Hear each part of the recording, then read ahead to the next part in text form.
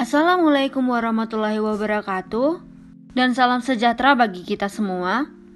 Ini adalah video strategi pembelajaran kami dari kelompok 2, yaitu Reja Anjeli Brahmana, Rizko Fadilah, Agus Frialdo Girsang, dan Ain Zuraini Alfioni. Selamat menyaksikan. Halo anak-anak sekalian, selamat pagi dan salam sejahtera bagi kita semua ya. Oke, bagaimana kabar kalian pada hari ini? Baik? Oke, bagus sekali.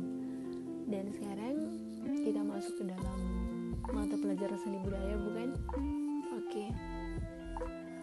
Sebelum kita masuk ke dalam mata pelajaran kita pada hari ini, kita akan berdoa terlebih dahulu. Berdoa, kita mulai. Berdoa selesai. Oke, sebelum kita masuk dalam mata pelajaran kita, Ibu akan mengabsen satu persatu ya. Fadilah, Mei, Dir, Susiko, hadir. Oke. Pertama-tama Ibu mau nanya dulu ya, apa mata pelajaran kita pada hari ini? Bab berapa kita sekarang?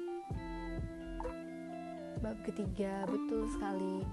Dengan judul ya, menggambar flora dan fauna dan alam benda. Seperti yang kita ketahui bahwa flora adalah Fadilah. Ya, flora adalah tumbuhan-tumbuhan, sedangkan fauna adalah hewan-hewan, dan alam benda adalah benda-benda yang ada di sekitar kita, di lingkungan kita. Tahu kan contohnya, Pak? Iya, seperti kasur, dasi, kursi, meja, dan lain sebagainya. Sekarang kita masuk ke dalam pengertian menggambar. Seperti yang kita ketahui bahwa menggambar adalah suatu aktivitas kreatif untuk membentuk imajinasi seseorang dan dituangkan ke dalam sebuah kertas untuk mengekspresikan segala hal yang diinginkan. Dan ada juga dalam objek menggambarnya, seperti yang kita ketahui tadi bahwa ada flora, fauna, dan alam benda. Dan ini semua bisa menjadi objek menggambar kita. Baik, sekarang kita masuk ke dalam komposisi. Seperti yang kita ketahui bahwa komposisi adalah sebuah bentuk dari cara yang berguna untuk melakukan pengaturan dan juga melakukan penyusunan terhadap objek gambar, yang dimana akan dapat dilakukan penggunaan sebagai sebuah bentuk dari model gambar yang pada akhirnya dari gambar akan dapat nampak lebih indah dan juga lebih menarik, maupun bisa dapat kita simpulkan bahwa komposisi ini bisa membentuk suatu hal, seperti contohnya mawar.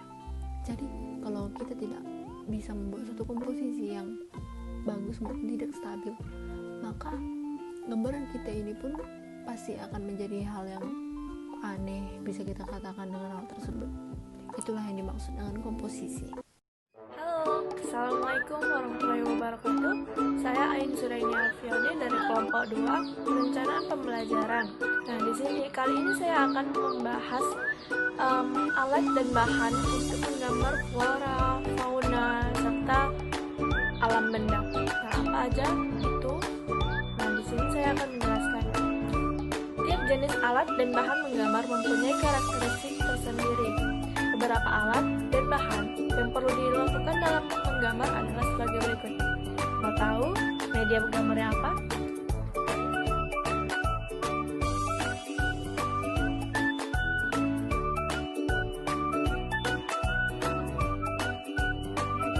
Gimana? Sudah tahu kan media pembelajarannya? Serta alat yang telah disebutkan tadi. Baiklah, di sini saya akan menjelaskan beberapa arsiran dalam penggunaan pensil dan jenis-jenisnya. Berikut penjelasannya. Yang pertama itu ada arsiran searah. Nah, arsiran yang paling sering digunakan dan paling dikenal adalah arsiran searah. Arsiran searah ini lebih banyak dipilih karena memiliki hasilnya lebih. Selanjutnya ada arsiran silang. Adalah arsiran yang dibuat dengan cara menggoreskan pensil kedua arah yang berlawanan sehingga garis-garis arsirannya saling berpotongan dan tumpang tindih. itu ada arsiran acak. Bentuk arsiran acak tidak beraturan, asimetris. Bentuknya bisa berupa titik-titik, garis, garis-garis memanjang, garis-garis tidak beraturan. Arsiran seperti ini misalnya untuk menggambar rambut, buah rambutan, batang pohon, pohon berdaun jarum, dan batu. Yang keempat itu ada arsiran gradasi. Arsiran gradasi adalah jenis arsiran yang dapat digunakan untuk menyempurnakan sebuah karya gambar. Arsiran ini memiliki tingkat ketebalan berbeda sebagai efek pencahayaan suatu benda. Teknik pembuatannya cukup mudah loh. Pada bagian yang tebal, kita berikan tekanan lebih pada pensil. Semakin lama ditekan, itu semakin berkurang sehingga terciptanya arsiran yang lebih terang. Nah, bentuk-bentuk dasarnya itu ada terbagi menjadi ada lingkaran, oval, tabung, ataupun silinder. Adik-adik sekalian, di sini saya akan menjelaskan teknik menggambar flora dan fauna. Proses menggambar sebenarnya dapat dimulai dengan cara yang sederhana dan mudah dilakukan. Beberapa tahapan yang harus dilakukan pada saat menggambar yaitu sebagai berikut. Yang pertama, mengetahui objek dasar dan objek yang akan digambar. Yang kedua, mengetahui bagian-bagian dari objek yang akan digambar. Yang ketiga, menyusun atau menyambung bagian per bagian menjadi gambar yang utuh. Dan yang keempat, memberikan dimensi gelap terang, baik hitam putih ataupun berwarna. Dan yang terakhir adalah memberi kesan untuk latar belakang. Pertama kali menggambar, sebaiknya adik-adik tidak perlu tergesa-gesa untuk memiliki kemiripan bentuk sesuai dengan objek yang akan digambar. Belajar menggambar dapat dimulai dengan berlatih menggambar bentuk dasar, bagian-bagian dari objek yang akan digambar. Mulailah berlatih dari bentuk flora, fauna yang paling sederhana yang bisa kita temui di sekitar kita untuk bisa menjadi objek gambar. Oke, di sini ada teknik menggambar flora. Menggambar flora yaitu tumbuh-tumbuhan ya adik-adik, dapat diberikan pemahaman tentang keanekaragaman, keindahan, dan keunikan objek flora yang ada di lingkungan sekitar kita. Flora memiliki banyak jenis dan bentuknya. Bagian-bagian flora dapat digambar secara terpisah atau digabung menjadi satu rangkaian. Nah, dalam proses menggambar flora memiliki teknik yang berbeda-beda.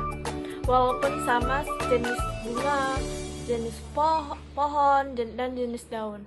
Perbedaan ini disebabkan karakteristik kelopak bunga, karakteristik bentuk bunga, bentuk batang, dan daun yang berbeda. Yang kedua itu adalah teknik menggambar fauna. Fauna itu yaitu hewan ya adik-adik, yaitu memiliki jenis yang berbeda-beda dan dapat dikelompokkan seperti hewan yang bersifat buas dan hewan yang bersifat jinak. Ada hewan yang berkaki 4 seperti sapi, kambing, ada hewan berkaki 2 yaitu seperti unggas, ayam, bebek, dan ada pula hewan yang hidup di darat dan juga di air. Proses menggambar fauna dapat dilakukan lebih mudah dengan memanfaatkan bentuk-bentuk geometri sederhana atau kurva bebas dan bentuk sederhana lain yang dianggap memenuhi syarat untuk membantu mempermudah pekerjaannya. Misalnya, untuk menggambar bentuk kepala hewan dapat menggunakan pola geometris seperti balok, kubus, lingkaran, silinder, dan lain-lain. Kemudian, menggambar bentuk leher dapat memanfaatkan pola yang sederhana, yaitu bentuk silinder, balok kecil, kurva bebas, dan garis lengkung, dan sebagainya. Serta bentuk badan, adik-adik dapat dibuat dengan memanfaatkan bentuk geometris tabung besar, balok besar, kotak persegi panjang, garis lengkung, kurva tertentu, bentuk oval, dan lain-lainnya. Dan yang terakhir itu bentuk kaki, dapat dibuat dengan bantuan bentuk tabung panjang kecil, lingkaran, balok, kubus, dan sebagainya. Nah, di sini saya akan menjelaskan beberapa objek menggambar. Menggambar tidak hanya mengandalkan imajinasi loh, tetapi juga terkadang memerlukan objek. Alam semesta merupakan objek yang tidak pernah ada habisnya untuk digambar. Nah, kekayaan flora dan fauna serta alam benda merupakan objek yang dapat digambar. Keindahan flora, fauna, dan juga alam benda merupakan sumber inspirasi dan eksplorasi dalam menggambar dan berimajinasi. Teknik selanjutnya yaitu menggambar alam benda. Alam benda menjadi salah satu objek yang ada dalam seni menggambar ataupun rupa. Alam benda umumnya berupa gambar benda yang dibentuk oleh alam atau buatan tangan manusia. Kata alam benda berasal dari bahasa Inggris loh, yaitu still life. Ingat ya adik-adik, still life yang berarti benda apapun. Nah, merujuk pada buatan manusia atau terbentuk dari alam itu sendiri. Still life juga memberikan definisi benda yang ditata sedemikian rupa, membentuk komposisi tertentu, dan direkam membentuk gambar, lukisan, dan fotografi. Adapun contoh alam benda secara alami adalah air, bebatuan, gunung, dan ranting kayu, serta dan lain sebagainya.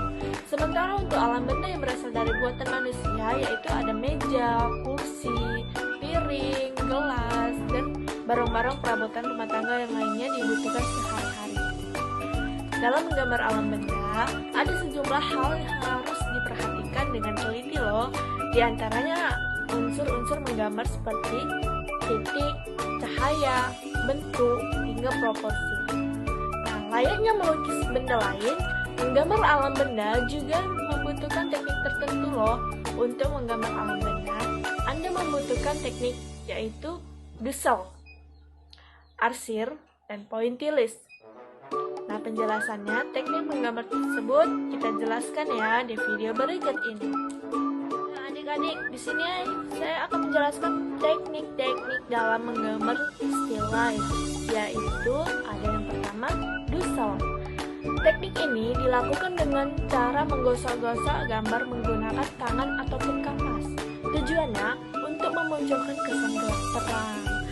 Nah, ataupun tebal tipisnya suatu objek yang digambar. Teknik dusel dapat dilakukan dengan menggunakan pensil, krayon, dan kontur. Kedua itu ada teknik arsir. Teknik arsir dilakukan dengan cara menggoreskan alat tulis saling mengilang dan mengarsir. Tujuannya apa? Yaitu untuk menimbulkan cahaya pada model yang akan digambar. Teknik arsir dapat dilakukan dengan cara pensil arang, ataupun spidol. Ketiga itu ada teknik pointillis. Teknik ini menggambarkan titik-titik yang diulang berkali-kali agar benda dapat terbentuk. Untuk menghasilkan warna gelap, gambarlah titik-titik dengan tebal dan rapat. Jika ingin menghasilkan warna terang, gambarlah titik-titik dengan cara regap ataupun berjarak ya adik-adik.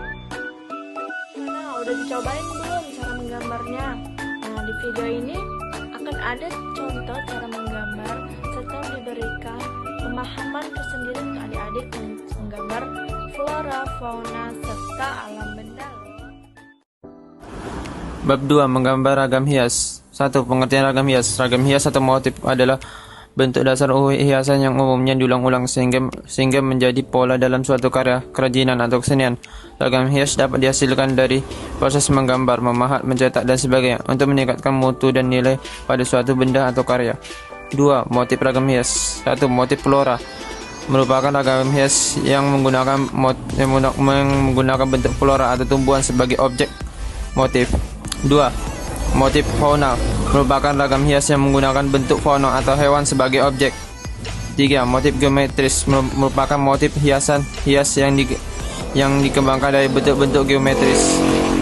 4. Motif figuratif atau figur manusia merupakan bentuk ragam hias yang menggunakan objek manusia.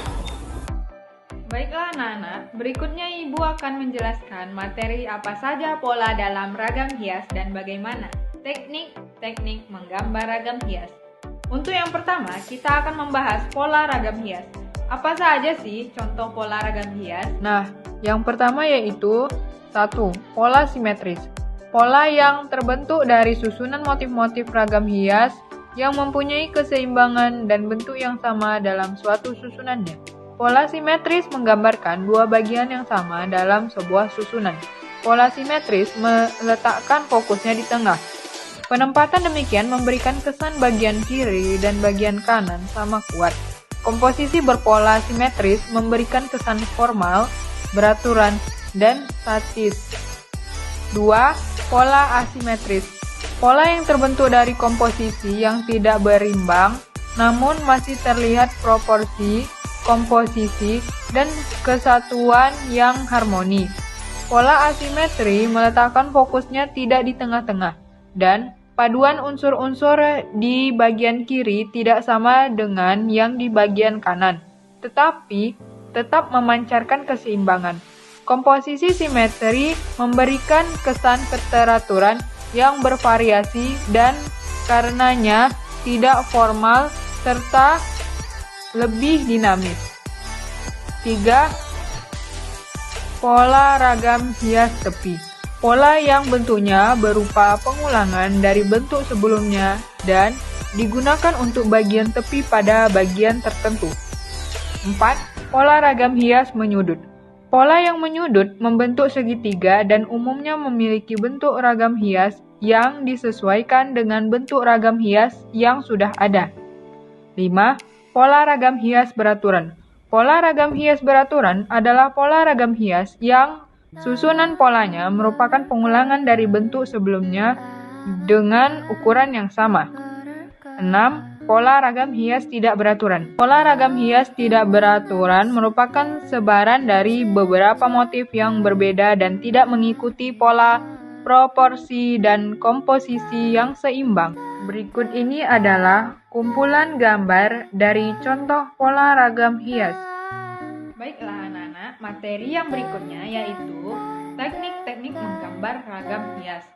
Gambar ragam hias sangat bervariatif, ada yang diambil dari flora, fauna, manusia, dan bentuk-bentuk geometris. Bentuk gambar ragam hias dapat berupa pengulangan maupun sulur-suluran. Pada saat kalian ingin menggambar ragam hias, ada beberapa aturan yang harus kalian perhatikan. Yang pertama yaitu perhatikan pola bentuk ragam hias yang akan digambar. 2. Persiapan alat dan media gambar. 3. Tentukan ukuran pola gambar yang akan dibuat. 4. Buat sketsa di salah satu kotak atau bidang yang telah dibuat sebelumnya. 5. Buat bentuk yang sama atau bisa dijiplak pada bidang yang lain.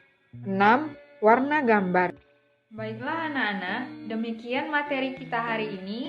Semoga materi yang Ibu sampaikan hari ini dapat bermanfaat dan kalian serap dengan baik. Kita lanjutkan minggu depan dengan materi yang lain. Ibu akhiri, wassalamualaikum warahmatullahi wabarakatuh. Baiklah, sekian dari hasil strategi pembelajaran kami dari kelompok 2. Sekian dan terima kasih.